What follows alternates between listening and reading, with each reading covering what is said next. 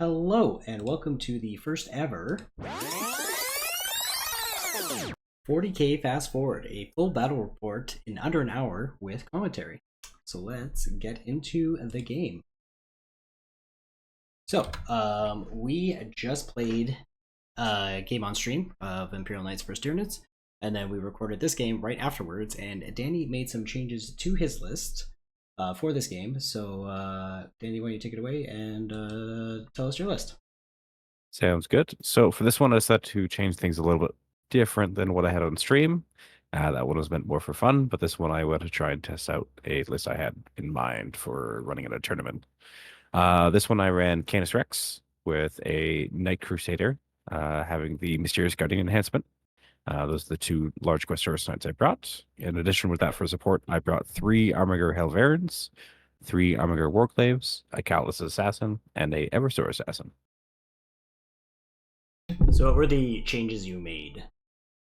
So the list I brought on stream was meant to be a lot more fun. I brought a Knight Valiant, a Knight Paladin, and didn't really bring any assassins from what I remember. That one was meant more so just to bring out models that I haven't used in a while and remind myself why they haven't been used in a while.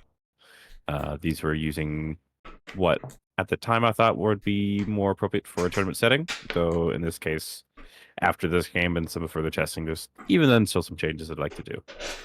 Right. Okay, and then as far as the Tyranids go, I made a beefy beef list. I have been in love with the Trinifexes since the new changes to their damage from 2d6 to d6 plus 6. But I also wanted a list that had two Malceptors, two Exocrines, the Carnifex crew, and two Trinifex, and then that doesn't leave a lot of room for other stuff. So, we have a Biovore for sitting on our home objective and shooting spore mines and scoring. I don't think we'll ever leave home without that. But we tried out a new thing, which was two units of Raveners. They have been phenomenal in my games. They have the uppy downy, they score really well, and they can just go onto an objective and punch some like little goobers and take it from my opponents. So that sets the stage. So do you want to talk a little bit about your deployment? So, the first game I had before, I was not really thinking, and I just kind of shoved models forward, and I was quickly wakened up to reminding myself, hey, it's not a good idea with this case after experiencing the Imperial cannons firsthand. So I set up the Crusader and Canis in a safe spot, preferably to try and position for the next turn.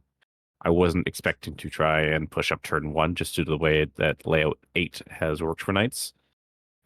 Hasn't really been the most friendly for moving around the board or getting set up turn one, especially Yeah, with... layout 8 is very popular here and very difficult to move around. It's surprisingly few but annoying lines of sight. Mhm. But looks like Uh, we're into your turn one.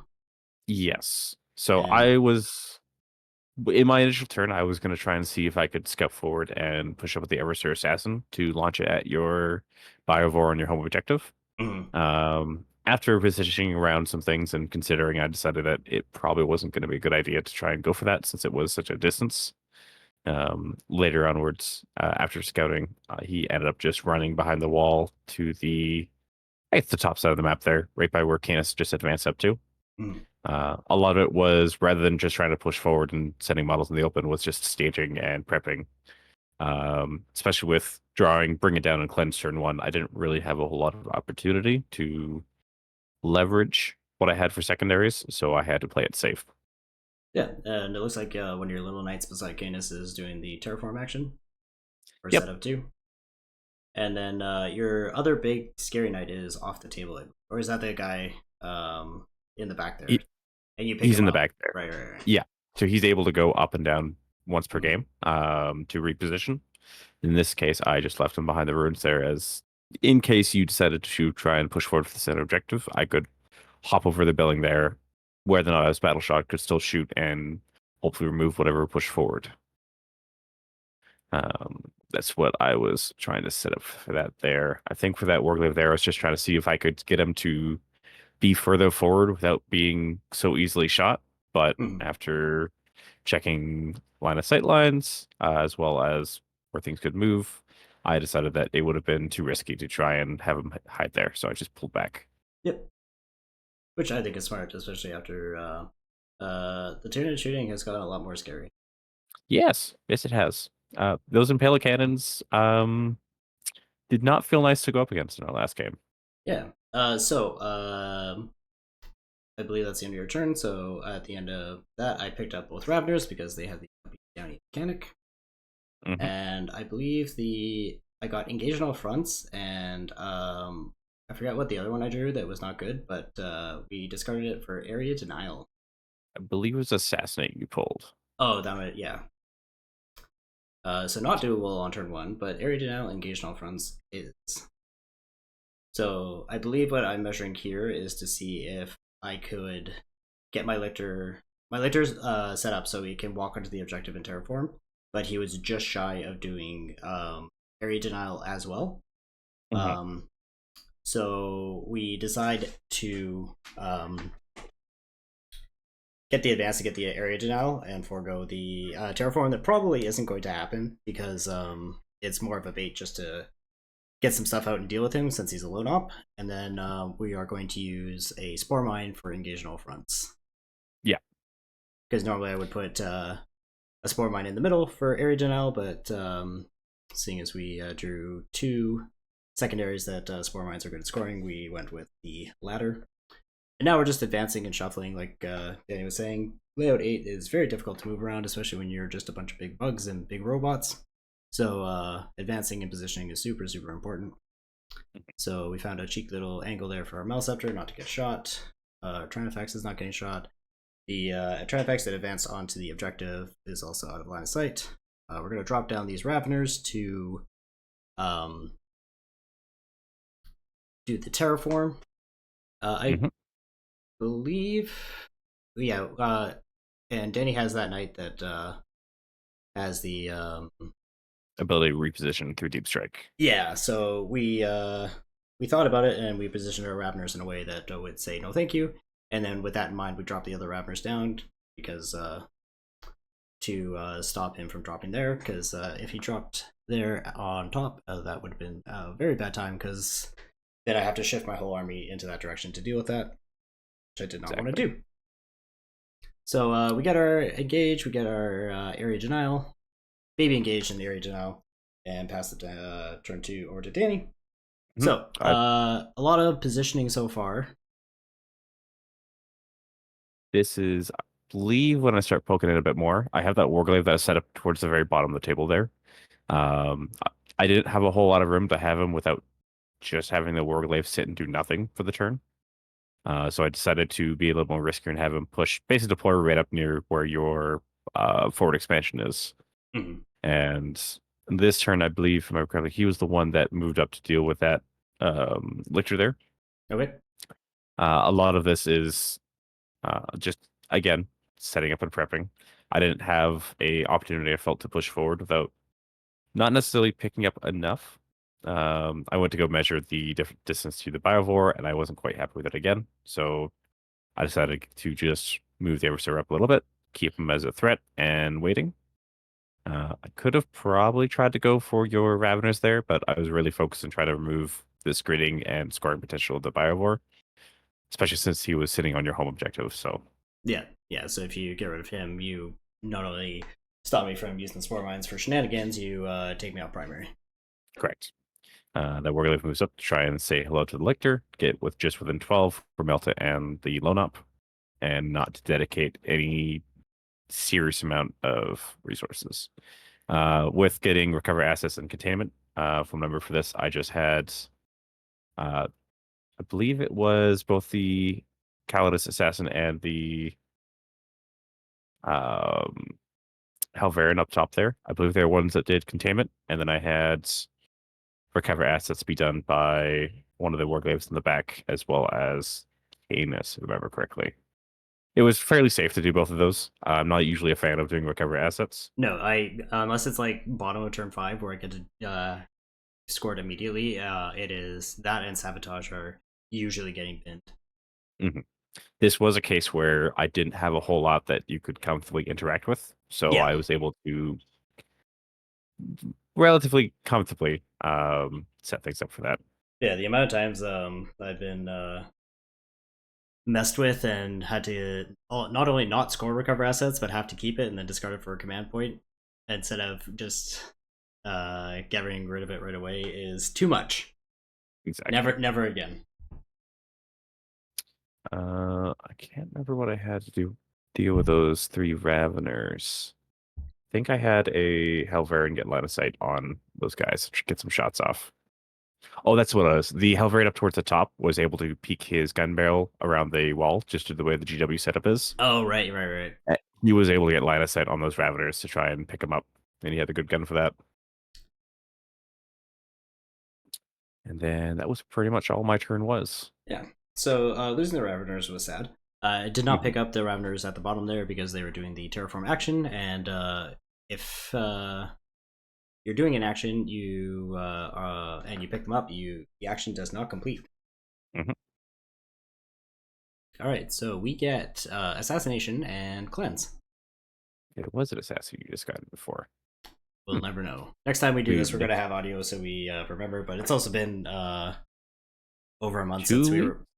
It's been a while. It's been a while since we actually recorded this game, but life and tournaments and stuff have gotten us in the way of actually starting this project. But here we are doing our best, and this is the pilot episode, so things can only get better.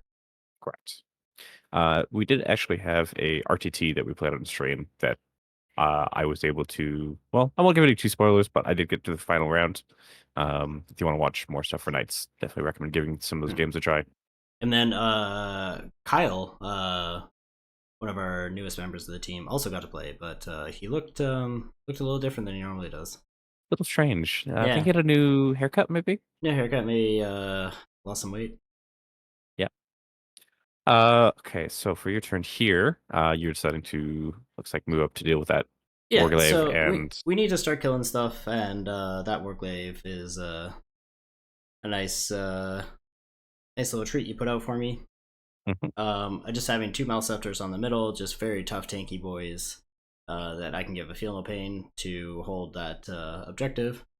Now, this is a mistake I've kind of learned from this game and others, is that Tyranid shooting is a lot more powerful now, and I kind of was a little too overconfident in his shooting, and I've been pushing out too quickly with my resources and losing them. And this is a prime example of me doing that, and a lesson I have learned forward. I think the game before this kind of helped reinforce that confidence too, Yeah, because it was a because case of I stepped the knight out, you turned and fired Impale cannons, the knight died. I stepped the knight out, you fired Impale cannons, the knight died. the Um, rupture cannon, yeah, yeah, the rupture cannons, those things were very scary they're when they they're real great, but Tyranids are very good at scoring, and there's no reason to waste. push out this early and lose resources where you can't score in the late game if you have no pieces left. Mhm. I rotated that Armiger Warglaive there to try and hopes of just spiking the 4-ups and No. Villa Banes or have him live on 1 or 2 wounds, but enough firepower is put into him to just remove him. The power of the rupture cannon. He Yes. does deadly demise to three mortals to or a mortal to my guy on the way out. Mhm. And but yeah, pretty quick turn. We did our cleanses. We did not assassinate. You dropped a Spore Mine. I picked up both the Assassin and my Big Knight. Yeah, I placed a spore mine where those Raveners were, just to screen out that same spot from the deep strike again. Here, I don't quite fix the way I modeled Chaos, so I had to do a bit of an angle move there to get in order to get him to fit. And here's where I realized I messed up, because Yes, now my Tyrannifex is staring down at Canis Rex, where he would like to stare down at him from 48 inches away, not a chargeable distance away. correct. Um, I also decided to pop the Eversor Assassin's ability to add extra 6 inches to his normal move and throw him up the board because I figured now he's a little bit closer. The Bilevord, you didn't end up moving him back at all, so I decided to try and risk that and push forward that aspect as well. And then I did some positioning. Yep, double check to make sure I get the ranges for what I need here. You did a Overwatch with your Confix crew to Canis Rex. Yeah, which did not do enough. Was not statistically average. No, quite below actually. Yeah, I think you removed like 3 wounds off of Canis there. Yeah, and it should be 9. Yeah. Which ended up mattering. I don't think it ended up mattering in the long run for the later turns, but it definitely was not a Not nice not what feeling. not what you want when you spend a command point on an Overwatch. Nope. Do you Uh, guys have access to sticky objectives? we do. It is an enhancement that would be only for a large knight. Oh, okay. Well, okay. So I didn't see that other knight behind the dice box. Yeah. Um, that one he is just down hiding. It's unfortunately we'll have to fiddle with where we have the dice box. I think we'll probably talk to Chris about that, but Hmm. That's would be a a good idea. problem for our future selves, not today. Correct. This is the pilot. Right. Uh, so since this is a go turn, I decided to try and push forward and leverage as much as I can at the moment. Get both those Warglaives within melter range of the Malceptors in the center, Mm. and try and see if I can push for that objective. While I believe I placed them both outside of 6. That -1 is always a pain to deal with when you're playing knights. Yeah, Melceptors are real good. My new list I'm running only has one, and it's tough. Mhm. It's tough fitting all the stuff you want in a list. Oh, and then Oh, sorry about that. there That was Oliver, Chris's cat. Oliver. He just Yeah, Oliver decided that he wanted to play as well, but So with the setup here, I did pull no prisoners and establish locus, so the Callus went in the top right of the map there for establish, and then it was just a matter of trying to pick up everything I could for no prisoners and try and get enough of the swing in turn 3 that would hopefully be too hard for you to pull back from turn 4 and 5. yeah. So I was fairly confident I was going to lose a Malceptor, and I'm okay with that. Um, what I'm not okay with is everything else that happened this turn. Yeah, this was a rough turn. Well, I mean, it depends from whose perspective. That's fair. First shooting here was into the Exocrine on that bottom objective there with the token attached to it. Mm-hmm. Um, What does that token first, mean? what that is for Squire's duty. So I can pick a single target or single enemy unit that is eligible for 2 or more armors in either shooting or the fight phase. And then all attacks against that target have +1 strength and +1 AP. Okay. There are extra benefits, but I didn't have it at the time. But what I wanted was the Hell variants to have strength and attacks and AP2 to try and help punch through that X-Screen more. Luckily, for me, he survived on 2 wounds, so in my mind, I'm thinking, okay, this turn is going kind of how I want it to. First Warglaive there in the center, shooting at that back X-Screen. I could have gone for the front one, but I want to leave that as a charge target. So I was putting Malceptor in the middle. yes, the Yeah. 2 Malceptors. Yeah, so he lost one, and then wasn't super happy about that. Canis goes into your Tyrannifex there, I believe, next. Yeah. Yep.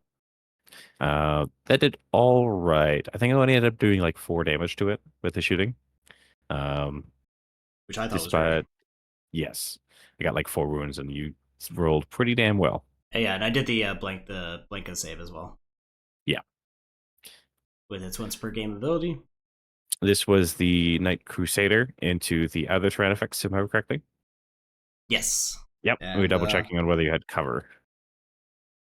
And I it was believe at this moment here we realized we did an oopsie doopsie.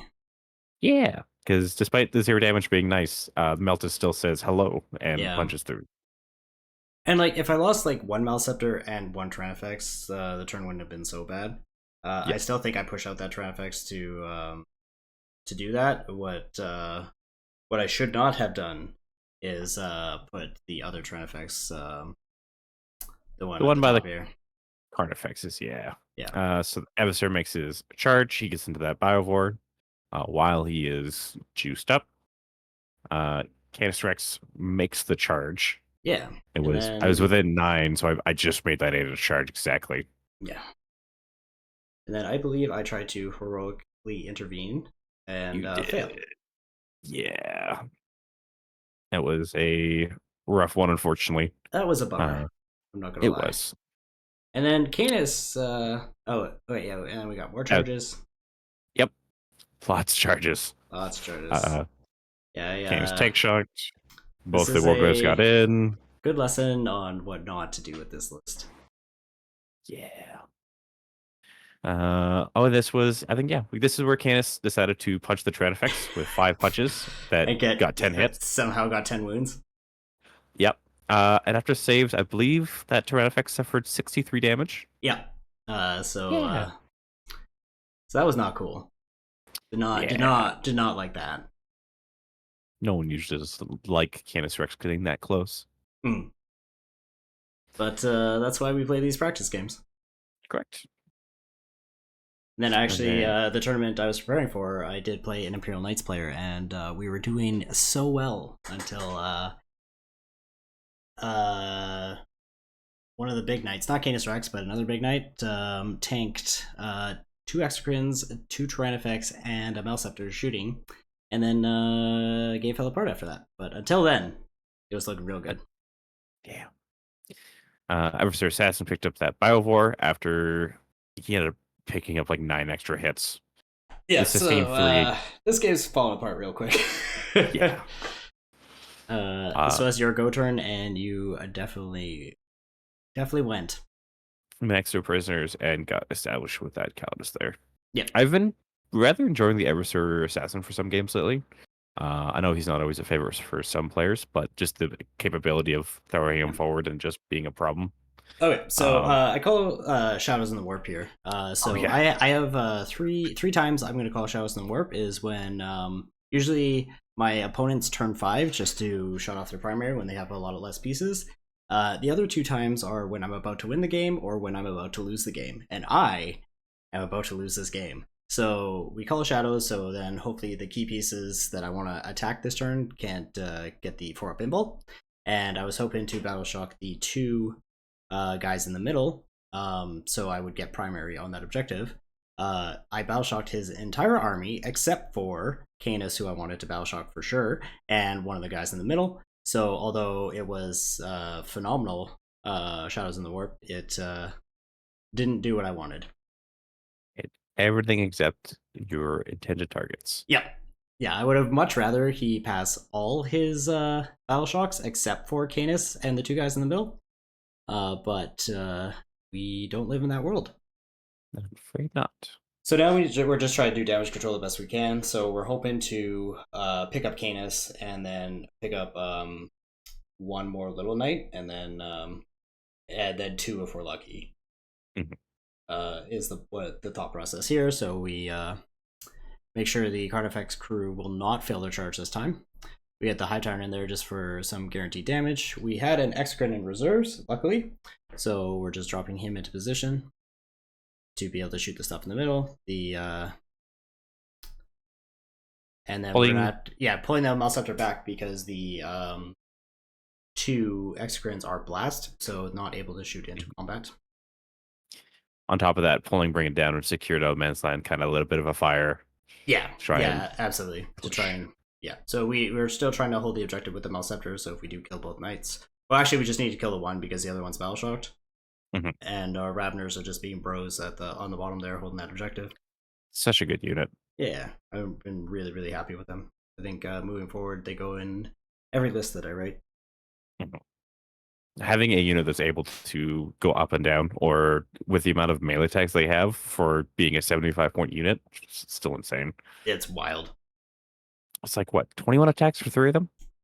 7 attacks each at strength 5, AP 1, 1 damage, twin linked. And in Invasion Fleet, they either get the lethal hits against vehicles and monsters, or sustained hits against infantry, which usually, off 21 attacks, usually gets about 19 to 20 wounds. Which is pretty damn nice when you're trying to deal with other chaff. Yeah, they just have little goobers on their objective they're controlling. They can pick them up real nice. Especially, they also move 10, so a trick I've been doing is you pick them up and then don't drop them. And then you rapid ingress them on your opponent's turn, so then they can get to wherever they want, and you don't have to bank on that 9-inch charge. That is nasty. Yeah, it's gross. This is where you're unloading a whole bunch of shooting into Canis. You got all your Carnifex crew unloading their shots. Yeah, I think they end up doing a decent amount of hurt to him here. Not yeah. enough to finish him off from shooting, but It would have been so nice if we did that, because then we could have hopefully charged into the middle. But that did not happen here. no, no, it did not.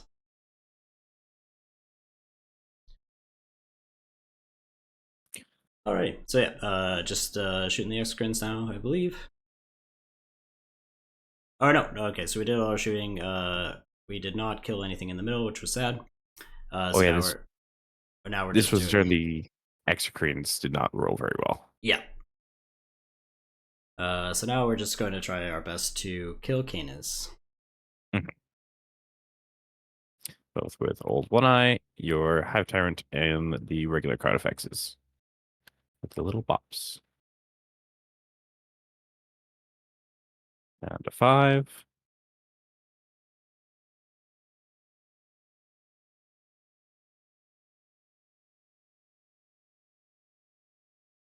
With just enough damage here, I believe that it finished off Canis. Yeah. So I spent 2 CP for the Valiant Last Stand strat to try and fight on death. My hope here was that if I could kill your Hive Tyrant there, that my next turn I would have Honored, which would make it incredibly difficult for you to try and shift anything. Yeah. Unfortunately, you rolled quite well and ended up surviving on 1 wound. One wound. 1 wound. So close. Awesome. So One at more field least of pain fail. a few things went right for me this game. That was one of them. Yes. Unfortunately, oh, that's what it was. We didn't score bring it down because Canis and the pilot are the unit. Yep. So because we didn't, Kill Hector right away. You didn't get bring it down. yeah, I know you ended up keeping it because if Hector moves, you Overwatch, you get 6 points.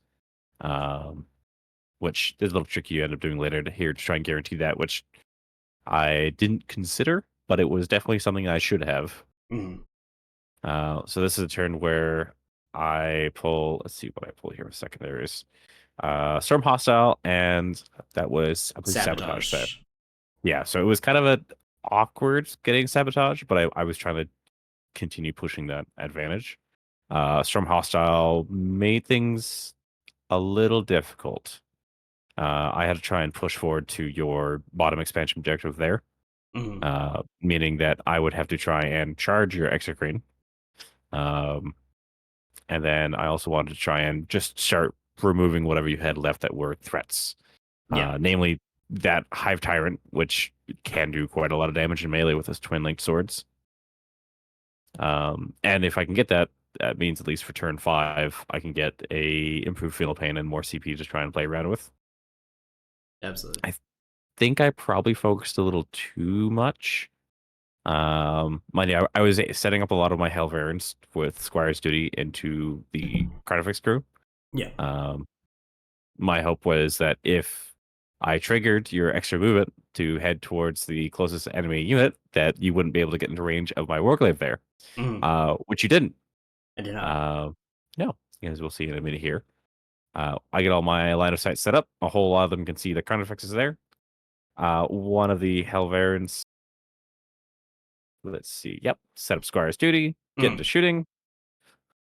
One Helverin goes to shoot at the Carnifex crew, Yep. and get the line of sights ready. Did a decent job for the first one. Didn't kill any models, but I did do some damage, Right. which is enough for you to Do my blood surge towards Hector, towards Hector. which I had not fully thought about. Um, Ideally, I should have just shoved one of the Warglaives in the way there, so that Mhm. you would have had to Blood Surge move into the Warglaive.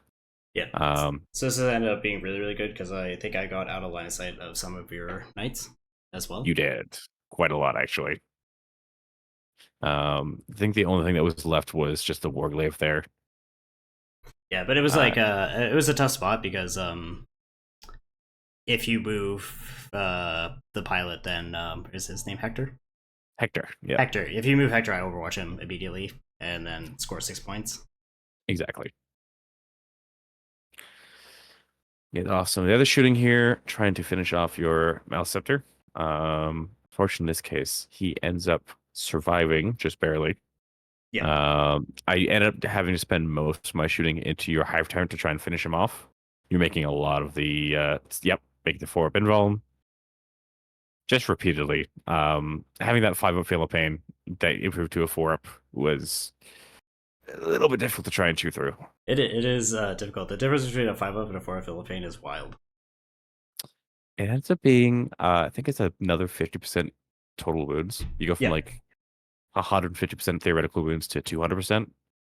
You'd have to do a whole another quarter damage. It's a lot to deal with. Um, I think I ended up finding the errant into the Maleceptor there. Doesn't quite work out as well. No, sorry, not the errant, the Crusader. This game is actually why I decided to start switching over to Crusaders rather than or not switch over to errants rather than Crusaders. I just find that the Gatling cannon isn't really worth it, and Mm, the ability for sustained ones if I stand still doesn't really help me. right. Versus if I run the errant, I get a melee weapon, I get +1 to hit against the closest target. And hitting on 3s versus 2 with that thermal cannon is a big difference. Make the charge here, I believe. Yes.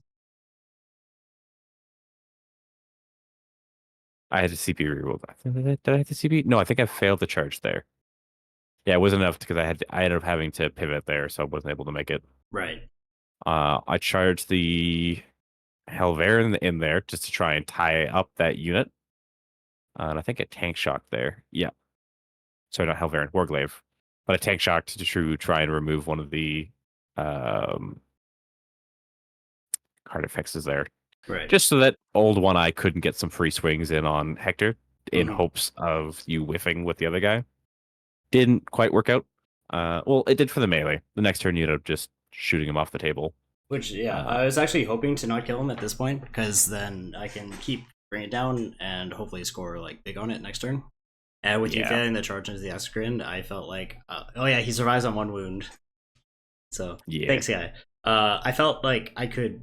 I'm in an awful position, but with that charge failed into the Exocrine, I felt like I could like claw my way back in with the bring it down. Mhm. Because if I kill like Hector, I kill and 2 little knights. That's like 10 points on secondaries. Yeah. That puts me like right back in this game, even though it's looking dire. I mean, even then, I finished with 53. If you're able to pull 10 on secondaries, that launches you up to match what I have for Yeah, round 4. and I do have bottom So, return, so there's always shenanigans we can do. exactly. So you still had Bring It Down, and then you had this was the Extend Oh yeah, Metal Edge, I believe. I think I ended up even using old one eye's sweep attack instead of his strike, just so I wouldn't kill that other knight. Yeah, you wanted him to stay alive for now. just being cute. Yeah. I think I probably should have just let Hector die. I was worried about you pulling another like 4 or 5 point secondary, but I should have just left it, Mm, especially after dealing with one of your rally units in the Biovore. yeah, So I'll have to just keep that in mind for the future of just letting it be. Um, you're letting be shooting here, trying to get what you can set up. Oh yes, this.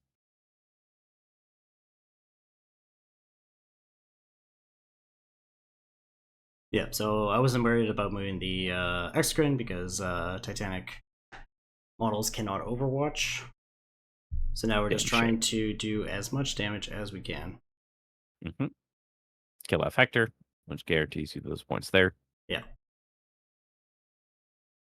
And oh yeah, since I had the Helver in there, you're able to get some shots off from both Yeah. the Exocrines. Because yeah, we're trying to kill. We killed Hector for 6 points, and then if we can kill that little knight there in shooting, and then we pick up the other little knight with old one eye, then we score our 10, and we're doing pretty good. Yeah. And at the moment, you had extends here for another 5. So that would have been giving you 15. Yeah, which So would at have the end been of the turn, huge. you would have been at 60, 62. 62. Yeah. Which, considering the how the previous turn went, that's pretty damn good.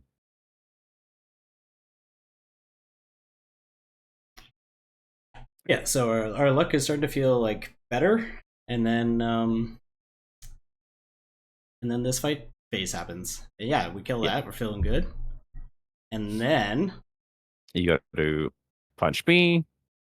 I survive. Take a bit of damage though. I swing back. you kill him, You and then unfortunately he deadly demises, and hurts then me. kills my Exocrine, which A is a bummer on Yep. its own, but B also takes me off extend battle lines, Which is really rough at this which point. is so bad because we had a potential to be ahead by 9 points going into this turn, and ended up not. Yeah. We They did put we you up, did score 8 on bring it down because you bring got it that one down. Armiger and Hector. Yeah, The X screen's not getting that other Armiger was a little bit rough, but yeah, it was sad. But yeah, that deadly demise and then blowing up my Exegrid was ugh. mhm. But this turn was especially rough because that Armiger in the center, I believe, it ended up not getting battle shocked. Yeah, yeah. Uh, So I I got a lot of points. yes, you do. Um, Pulled secure no man's land and air denial, of which both I had quite comfortably, yeah. which launched me up in points for this last turn here. So yeah, like Um, this. Yeah. We made a lot of mistakes in this game, pushing up too hard, but until the end of the turn, it was still looking not the worst. mhm. End up finishing off Old One Eye with the Crusader there after he waltzed up and took that objective. Yep. Think I was trying to do Terraform into the center just for the sake of Terraform. I I didn't believe really, so. Yeah. I didn't have a whole lot really to put on there to keep it more likely. Yeah. But I at least was able to remove Old One Eye to remove a melee threat, which left you with not Uh, I had my a whole lot. Nortarn on my home. Hmm. You can't see behind the wall. And then we have our Excrement, and then we have Raveners that we just picked up. Hmm. And now, yeah, Uh, we're just dropping them down to try and get a moral victory at the end here. yeah, So we the charge other in with the Exocrine. I didn't want to shoot him off because then we might not have been able to get onto the point and score our points. Because we've actually been playing a lot of teams events lately. So when we're playing now, we're also focused on trying to eliminate the differential as much as possible. hmm So that's why I mean the game's clearly over, but we're playing it out to hopefully not get a 19-1 on the score. exactly. I heroic weather Warglaven in hopes Yeah, of trying to help because if you kill the one Armiger, then the other one's still alive and dies with the objective. yeah. Um, you have the Raveners swing into that Raveners have to help. 21 attacks So for good. no reason.